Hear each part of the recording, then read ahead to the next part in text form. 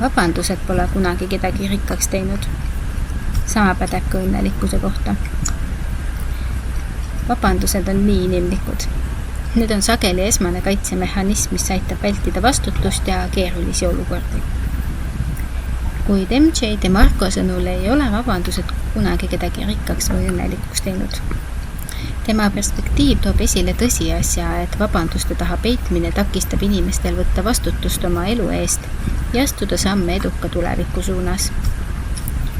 Sama põhimõte kehtib ka õnnelikkuse kohta.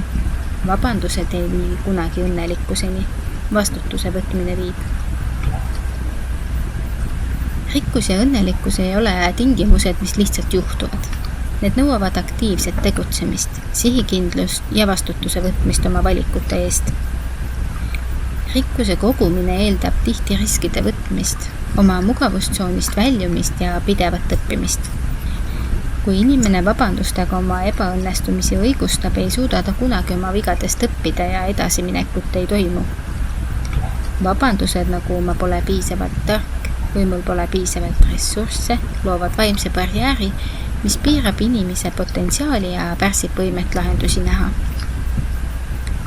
Samamoodi on vabandused ka õnnelikuks saamise osas takistuseks. Õnnelikkus ei ole lihtsalt meeleseisund, mida mõjutavad välised tegurid, vaid on sügavalt seotud sellega, kuidas inimene oma elu ja valikuid tajub.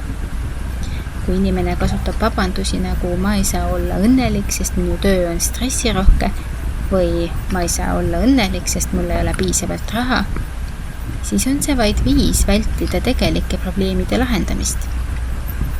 Õnnelikkus nõuab sageli sisemist tööd, sealhulgas enesereflektsiooni, aktsepteerimist ja tänulikkust.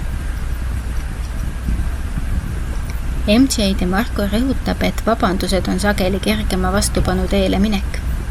Need pakuvad lühiajalist leevendust, kuid pikemas perspektiivis hoiavad inimest tagasi.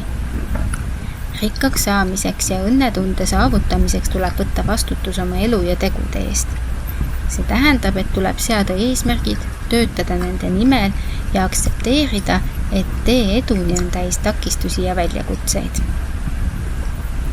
DeMarco sõnul on oluline arendada mentaliteeti, mis keskendub lahendustele, mitte probleemidele.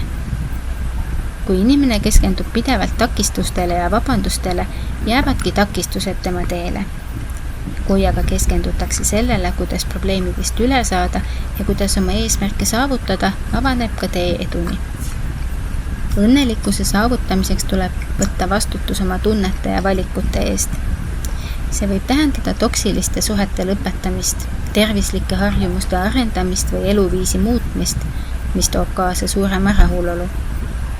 Vabanduste otsimine oma õnnetuse põhjendamiseks tähendab loobumist võimalusest luua endale parem elu ja teha tulevikus paremaid valikuid. Lõppkokkuvõttes on MJ DeMarco sõnum lihtne. Vabandused ei vii kuhugi. Need on takistused, mille inimene ise endale loob. Rikkuse ja õnnelikkuse saavutamine nõuab aktiivset tegutsemist, vastutuse võtmist ja valmisolekut seista silmitsi väljakutsetega. Ainult sel viisil on võimalik saavutada tõeline edu ja tõeline rahulolu elus. Aitäh ja peatse kuulmiseni!